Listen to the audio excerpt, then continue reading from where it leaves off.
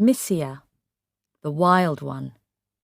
Childhood is a time of innocence when life is simple and uncomplicated. Children, watching the comings and goings of adults, often see things that they don't understand until years later, when they are adults themselves and know the ways of the world. And the ways of the world are sometimes rather sad. There is still talk about her in the village, all these years later. She did not come back after she went away so suddenly that morning. No one really cared to find out what happened to her. But they did not forget her. Even recently, an old man in the village said her name, Missia, with sadness in his voice. And the village never again knew anyone quite like her. They remembered her not so much for her good looks as for her boldness. She was good-looking, though. But in those days, there was no way a good-looking girl could escape from village life and make an exciting future for herself. What could Missia do, except sell her good looks while she was young? Selling them for so little. Almost nothing. Every time I go back home to the village, I see Missia in my mind. She had brown skin which shone with good health and a beautiful, strong body. She moved beautifully too. She used to carry a full pot of water on her hip and use her other hand to pick a fruit or a branch off a tree for firewood. She was full of fun. She ran when there was no need to run, smiled all the time and laughed often. The women envied her and felt jealous of the way men watched her lovely body. Missia never married. She never wanted to be like other village girls who spent time getting to know boys, walking in the fields, talking of love, and making careful plans for the future. Missia's house was usually full of men, and her parents did not mind her free and easy ways with the young men, and older ones, who crowded into that little house. No surprise, then, that before she was 16, people were already talking about her. As a child, I couldn't take my eyes off her. She had a pair of eyes which seemed enormous to me. Her smiling lips were full and red with Beetlejuice. She used to laugh at the way I watched her, wide-eyed. Under her breath and still smiling, she used to whisper something which I knew was not meant for my child's ears. But there was no harm in her. It was her nature, her love of life. But there were things I did not understand about her. Sometimes she was my friend. On some days when I saw her, she used to greet me cheerfully, take my hand in hers, and take me into the woods to pick fruit, show me the animals and birds and 1,000 secrets that lay hidden there.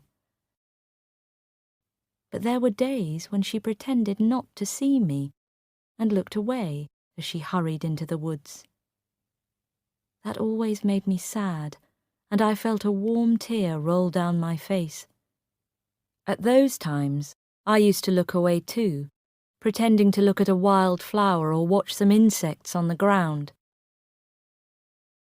I knew she did not want me around, and I wanted her to think that it did not matter. But it did. It did. I did not understand the way my mother felt about her either.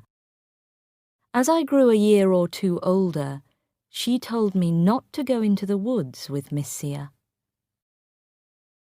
Suddenly, one hot afternoon, Mother called me from the garden and said, very firmly, "You must not see Missia again. You're not a child any longer. You must stop bothering her to play with you." I couldn't understand why. I didn't say anything. I stood by my mother and looked out of that sun-filled room. In the garden, I saw the purple bougainvillea and the bright yellow hibiscus flowers. I wanted to be out there, playing with Miss Sia. There was no one to play with except Miss Sia. And now my mother was telling me I must not play with her. "Then who will make me a mud house when it rains?" I asked my mother, confused. Mother knew me. She heard the anxiety in my voice and said quietly, without even lifting her eyes from the book she was reading, "I will." Miss Sia did not miss me. She did not care at all that she had ended a handful of my dreams. She continued to laugh her way through the days, the months. She became more beautiful as the years passed, and her lovely body became more rounded. There was a bolder look in her eyes and a wildness in her movements that drove the men crazy. There were violent arguments in the village, like the night when old Apuhami's wife went to search for him and found him inside Miss Sia's house, drunk. The whole village gathered to watch and cheer, although it was well past midnight. All the women cursed Miss Sia, and the men watched her with a new interest. Miss Sia did not show the least concern. She spat an enormous mouthful of Beetlejuice towards them and disappeared into the night. They said that she was a witch, but by now I was old enough to know that she was no witch. She was human, and soon enough I knew what she was. I began to understand what those trips into the woods meant. I knew the meaning of those violent arguments. I knew why some women hated her and cursed her.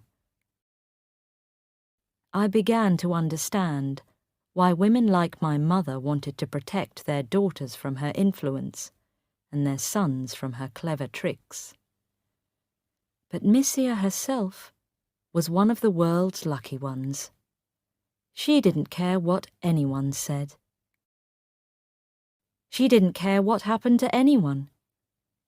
She cared only about one person in the whole world, and that was herself. Perhaps, in a way, that did make her a witch. At least, she was not quite human. That thoughtless confidence of hers couldn't last, however.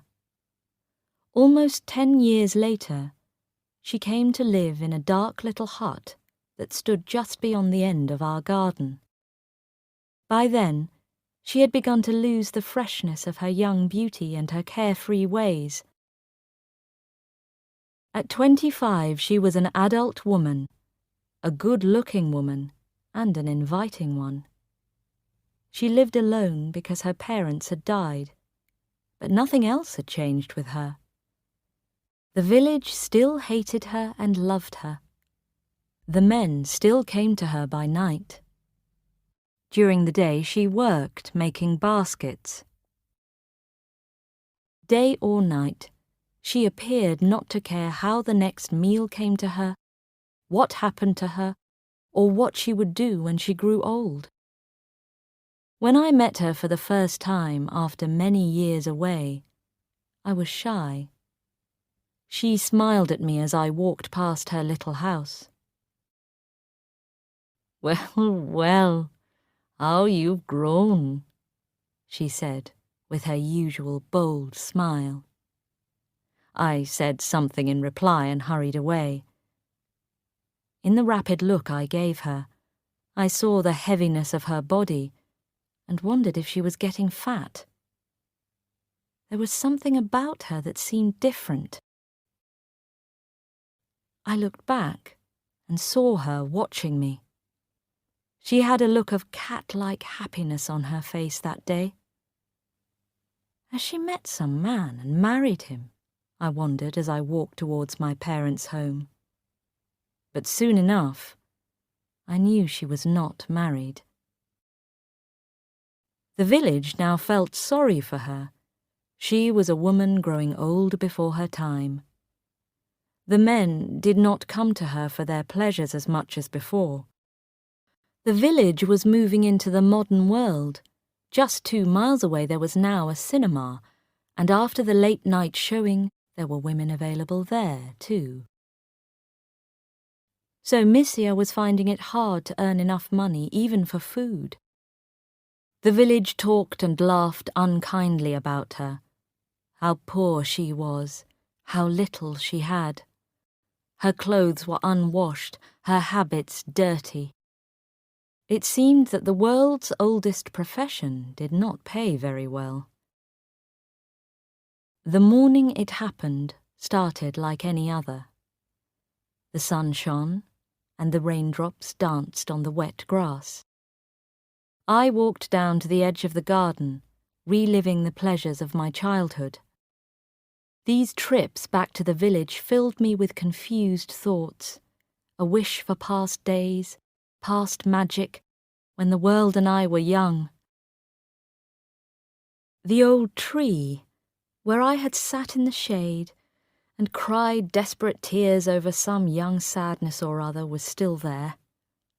So was the dead tree trunk where my friends and I had sat on so many golden evenings and watched the sun go down. The voices from the past whispered in my ear, some long gone from my life. The cool air was still so well known and dear to me, and the morning sun gave a silver touch to the rice fields spread out at my feet. I stopped with a start when I saw the 2 policemen. They looked towards our house and then looked away. I took a step backwards and watched them. They spoke to each other and entered the large shed in which the hay was stored. It was early morning. There was no one else around. And quietly, the village began to wake up. First, the old businessman, the Mudalali, clearing his throat and walking to the corner to get his morning newspaper. He was followed by the young man who worked in the tea shop. Then the women appeared, wanting to know what was happening. Suddenly there was a crowd and excitement in the air. And then the policeman brought out the terrible bundle from inside the building. I shut my eyes and turned away. It was such a tiny bundle, a helpless little thing, killed by its own mother and hidden in the hay. It had no father who would accept it as his child, so it had to die. A fatherless baby in that little village was a terrible thing, and women like its mother were cursed, perhaps even killed. In that lovely little village, with its sunny green fields and blue hills, there was no room for that child. And then they brought out the mother. She didn't hide her head guiltily as they wanted her to. She still held her head high and looked straight at all of us. I hid behind a tree and watched her. I still couldn't take my eyes off her. She looked at the silent crowd, and then she noticed me. She smiled at me, bold and direct as always. I shut my eyes. She didn't care that I gave her no answering smile. She turned to the crowd with the same bold smile and spat an enormous mouthful of Beetlejuice towards them. And then she went away with the policeman.